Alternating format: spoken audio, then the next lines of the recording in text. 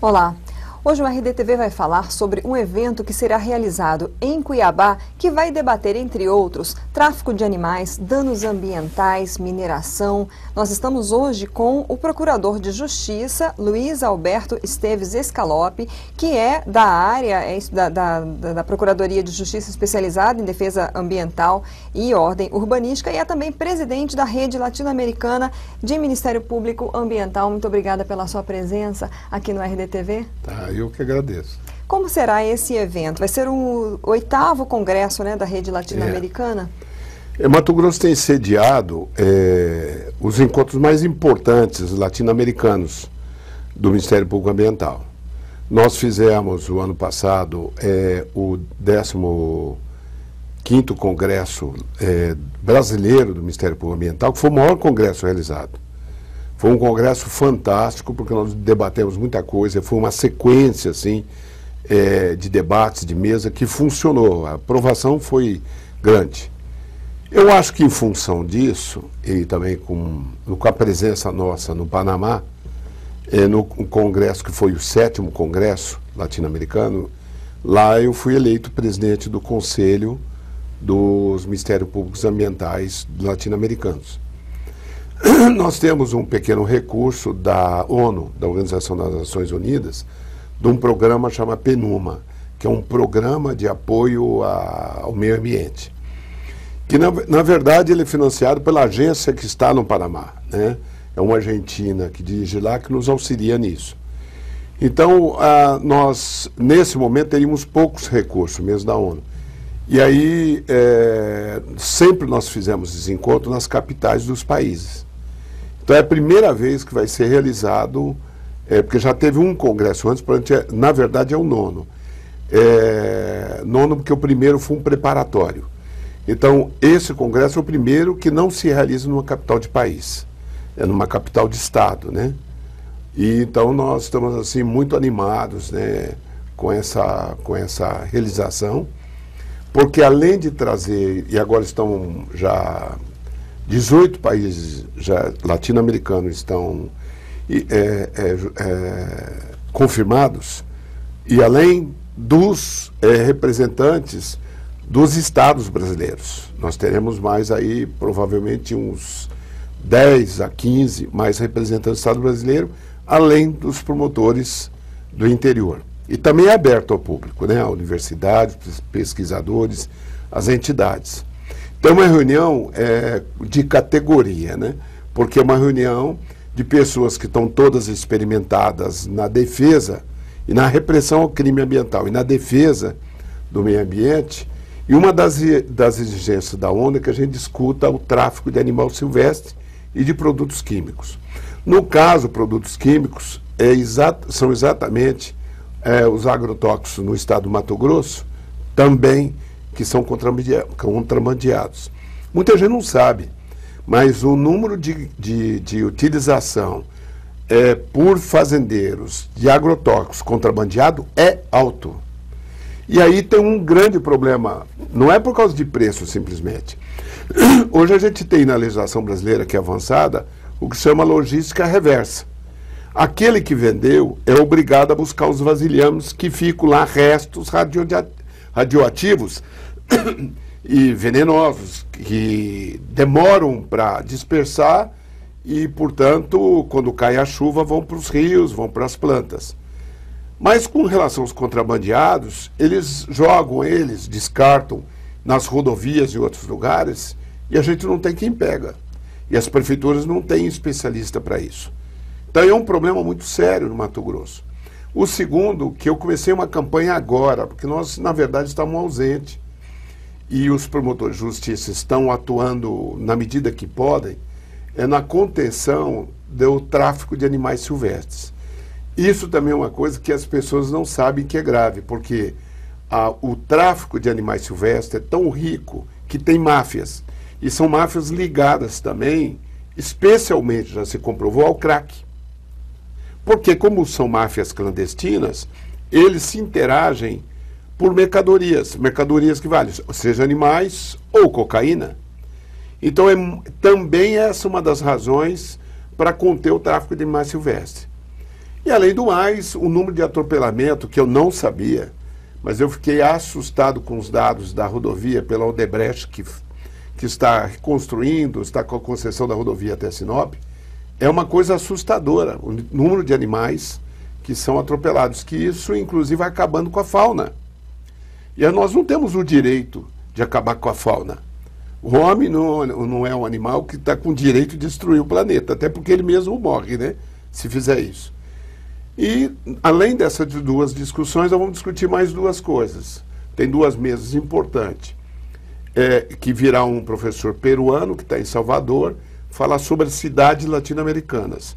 Essa é uma mesa do qual eu participo também, para nós fazermos uma amostra, porque a minha atuação também nessa área, como estão os avanços do crescimento da cidade.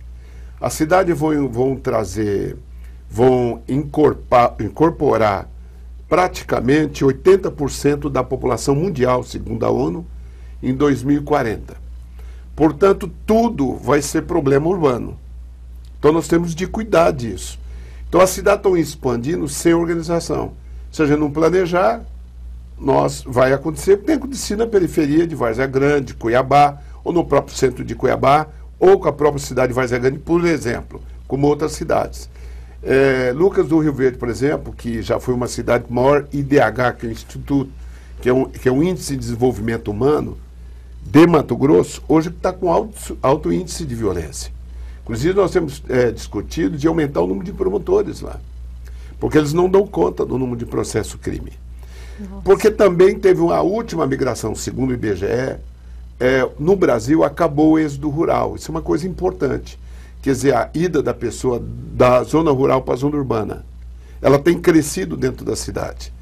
Mas a última migração que ocorreu, nós sabemos disso, foi para Mato Grosso. E foram para a cidade de Cuiabá, Várzea Grande, que a gente chama hoje de região metropolitana do Vale do Rio Cuiabá, e para as cidades médias.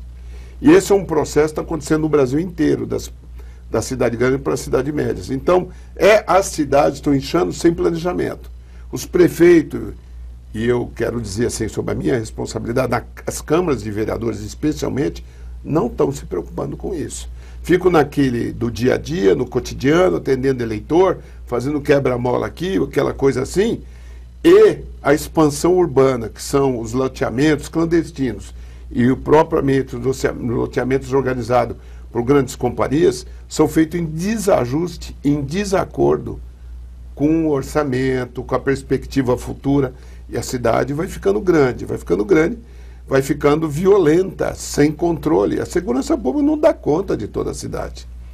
E aí tem o problema do esgoto, que não atende toda a cidade. Para onde vai essa água? Podre, essas toxinas, né? E a água potável, que dizem, a CAB diz, outros, que em suas informações, que a população, 100% da população tem água, acesso à água. Isso é uma coisa que não é muito verdadeira, porque é claro que todo mundo tem acesso à água, porque quem não bebe água morre. Só que tipo de água, né? E outra coisa, se esses esgotos continuarem, que tipo de doença e enfermidade vão aumentar. Então, o grande problema futuro são as cidades e a expansão delas. Então, esse é um debate. E o quarto debate é sobre a água. Sobre a própria água, com toda essa problemática que eu falei. Por quê? Porque esse é um problema mundial, então é um problema latino-americano. Eu estava dando uma entrevista na emissora e um ouvinte perguntou, mas vocês estão discutindo os problemas latino-americanos e os problemas nossos aqui. Eu falei, não, os problemas latino-americanos são nossos, né? É a mesma coisa, né, que está acontecendo. Nós vimos aí, por exemplo, a questão da água, a situação de Tangará da Serra, que ficou caótica, né? A gente sabe que houve uma atuação dos promotores de justiça, né? O Ministério Público ele está buscando, né, fazer com que o Poder Público Municipal atue de forma mais efetiva, mas quais são os maiores entraves, por exemplo, para que se consiga um resultado dessa atuação do Ministério Público? Ele está ali, ele vai promover a denúncia, ele vai de uma certa forma fazer até um tipo de fiscalização, buscando aí uns termos de ajuste, mas o que falta para que não se chegue numa situação caótica como o Tangará chegou? Olha, eu tenho duas posições assim muito críticas. Uma são as câmaras de vereadores os senhores vereadores têm que se preocupar com uma outra coisa, que é a posição minha, segunda crítica, que eu também não acreditava antes, é no planejamento. Eu não acredito hoje em prefeito, em vereador que não pensa em planejamento. Porque se você não planejar, e não é planejamento industrial, não. Não é um planejamento do orçamentinho para gastar ali certinho com as finanças. É planejamento para o futuro. Porque o prefeito e as câmaras são altamente responsáveis com relação à geração futuras e à violência, os males futuros. Então, eles, se não se preocuparem com isso, não adianta, porque a realidade vem e ela sufoca. Ela vem e ela sufoca. E vê um monte de problema. E aí fica lidando, assim, empurra um problema para cá, empurra um problema para cá e não resolve. Com planejamento, você diminui. O que significa isso? Na hora de fazer lei, eles têm de fazer consciente. Não para atender segmento tal, o bairro tal, poder econômico tal, mas fazer para a cidade, para a população, para todo mundo, que aí todo mundo vai ter aquilo que a própria lei fala, uma cidade confortável, uma cidade que a gente possa viver. Ontem eu recebi, por uma atividade, uns americanos, uns jovens americanos, de toda hora com atividade ambiental e tal, e um deles falou que a primeira vez que ele entrou no Brasil, ele veio por Porto Velho, pelo Acre, e depois ele esteve aqui, esteve no Rio Grande do Sul, Espírito Santo, e eles me disseram que a primeira impressão que eles tiveram é a quantidade de arame farpado nas casas. E eu falei para ele, mas eu conheço o número de violência também dos Estados Unidos. Claro que ela tem um dobro da nossa população, quase o dobro, e tem um número de violência grande. Tá? Ele falou, tem, entendendo? Mas não é como aqui, que a violência aqui é muito maior. Então é uma violência que entra dentro de casa, está todo mundo sujeito, né? Então você não tem um planejamento nos bairros para segurança. Não é condomínio fechado, não. É um sistema de segurança. Todo mundo pensa em sistema de segurança, pensa que é só polícia, fazendo ronda. Não é isso, não. É, na verdade, ruas abertas, ruas ajardinadas, com áreas de lazer bem iluminadas, que a população tenha uma estrutura econômica e de acesso aos seus bens, que ela possa pôr um pouco mais de recursos no sistema de segurança comunitário. Já se tentou fazer em Mato Grosso, mas a população também não está acostumada com isso, não aceita. Um promotor de justiça nosso de urbanismo aqui da capital, ele num bairro de classe média, eles não queriam fazer uma via e queriam fechar um bairro. Ele disse, senhor, isso vai ser muito mais perigoso para vocês, porque essa via ela tem de ultrapassar, porque vocês vão fazer uma grande praça aberta, com bastante lazer, e ele convenceu a população a fazer isso. Então a gente tem outras maneiras para fazer. Eu sei que os prefeitos, tem prefeitos, vereadores que lutam por isso, mas é uma falta de planejamento e eu acho que as câmaras de vereadores não estão se preocupando com isso. É o plano diretor. Os planos diretor, aqui no Mato Grosso, era obrigatório pelo Estatuto da Cidade mais que 20 mil habitantes, cidades com mais de 20 mil habitantes. Mas foi um recorte e cola. Contrataram lá uma pessoa que recortou daqui, colou aqui, colou aqui.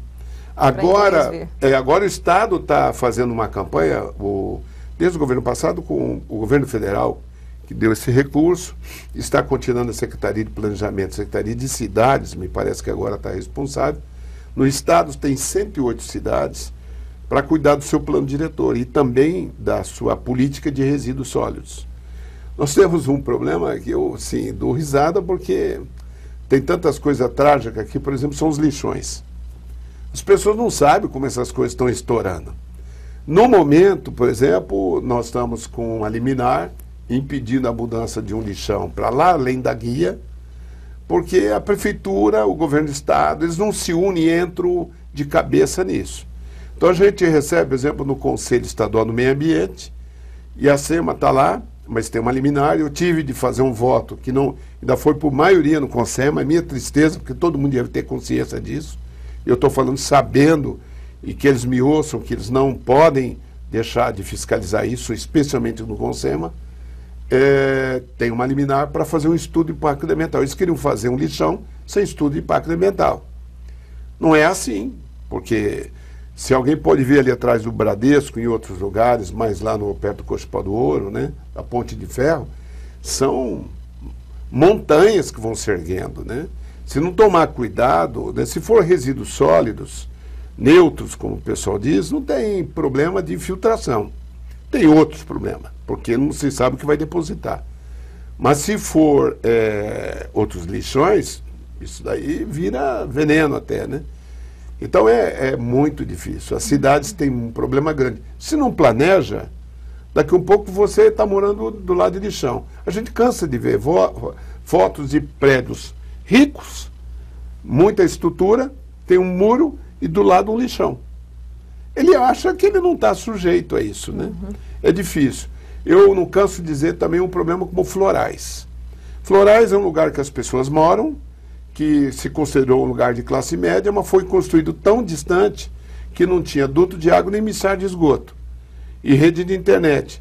E aí eu fiz reunião entre todos eles, e aí um dizia assim, a prefeitura falava assim, mas isso é culpa da SEMA. E a CAB dizia assim, mas não foi eu que autorizei, e não foi mesmo, né, naquele momento. E todo mundo falando mal da CAB que precisa levar água. E não estou em defesa dela, porque eu sou um grande crítico e nós vamos ver ações nesse sentido. Mas tem hora que, por que tudo isso? Falta de planejamento. Se está planejado e na hora que algum grande gestor imobiliário, a gente chama de condomínio horizontal, ou vertical mesmo, horizontal, ele vai instalar, ele tem de fazer, ele ganha muito dinheiro. Não tem coisa, eu gosto de dizer isso de público, não tem mercadoria mais valorizada hoje do que o espaço territorial urbano. Lote. Esse é o melhor investimento. Então, na verdade, todo mundo compra, com o tempo vai ter. Porque se a cidade está expandindo, se está crescendo dentro da cidade, estão vindo para a cidade, essa é uma verdade. Então, os agentes imobiliários sabem disso. Então, se eles vão ganhar bastante dinheiro, mas também que gaste um pouco para minorar. Você falou de Tangará, o último exemplo. Estavam construindo um grande condomínio lá, uma grande agente imobiliário, que está aqui na capital. Aí o promotor falou, mas precisa fazer o esgoto, a promotora de justiça. Falou, não, depois a prefeitura faz. Uai, você vai tirar todo o dinheiro, ganhar o dinheiro, leva embora o dinheiro daqui e a prefeitura depois, o contribuinte, vai fazer o esgoto. São essas coisas que a gente lida, que os nossos colegas promotores de justiça, especialmente os ambientais e urbanísticos, lidam todo dia.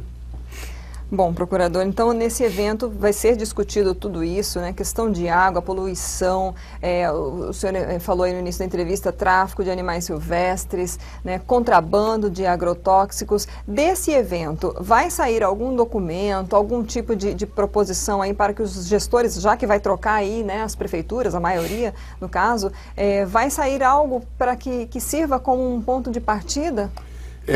Esse encontro não é um encontro assim para gozo pessoal, porque eu vim nada. Vem os representantes do Ministério Público de cada país e ele precisa estar na ação. Vem para nós discutirmos, nós fazemos uma carta, no caso aqui vai ser a Carta de Cuiabá, dando essas diretrizes. Mas fundamentalmente nós trazemos, nós vamos nesse encontro também, como nós fazemos outros, e nesse mais eu que queria muito fazer um planejamento para o futuro. Então nós vamos reunir também numa tarde com todas as agências apoiadoras e financiadoras de projetos para dizer assim, quais projetos de estudo para o Ministério Público vocês vão fazer.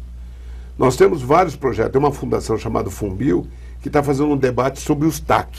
Então ela financia nossos encontros sobre os TAC. Vamos representantes do Brasil lá, encontramos, tem 5 capitais, 6 capitais. E lá nós discutimos no Ministério Público como a gente vai uniformizar os TACs, os termos de ajustamento de conduta, a repressão coletiva em defesa do direito coletivo ambiental, como é que nós vamos fazer? Operacionalizar. Então esse é um deles. Então nós vamos, na verdade, tratar de como nós devemos fazer isso. Eu assisti uma operação feita pela Capitania dos Portos do Peru de repressão aos garimpeiros que atacaram uma área, a gente chama de áreas úmidas, no Peru. Qual a implicação disso no Brasil? Que eram todos os rios que corriam para o Brasil. E eles lá atacaram, destruíram mesmo. O que tinha de tratores que utilizavam, eles colocaram dinamite dentro do motor e estouraram. Fizeram uma operação que, na verdade, foi a Marinha do Peru que fez. Então, nós acompanhamos o Ministério Público por causa disso, né? Interessa o Ministério Público Estadual? Sim, porque eles estão cuidando disso. E ao Ministério Público Federal, porque é fronteira, também interessa isso. Então, por isso esses encontros. São encontros para melhorar nossa leitura também, nossa visão de mundo, né? Melhorar nós mesmos, né? Não precisa, né? Porque o promotor é uma pessoa, né? Então ele precisa aprender também. Está ótimo, muito obrigada pela sua presença aqui no RDTV. Eu que agradeço. Nós, então, conversamos com o Procurador de Justiça, Luiz Alberto Esteves Scalopi. Fica aí o convite, então, também para os gestores públicos que vão assumir no próximo ano. É o 8º Congresso da Rede Latino-Americana de Ministérios Públicos Ambientais, que esse encontro vai ser nos dias 24 e 25 de novembro, lá no auditório da Procuradoria-Geral de Justiça. Qualquer problema, qualquer dúvida, você pode até procurar o próprio Ministério Público para participar, saber informações de inscrições, participe. Está aí o alerta do procurador, a importância do planejamento para as cidades, para evitar tantos problemas como a poluição, como problemas com agrotóxicos, problemas com água, enfim, fica esse convite aí. Compartilhe essa entrevista, acesse RD News /RDTV ou o canal do RD News no YouTube. Até a próxima.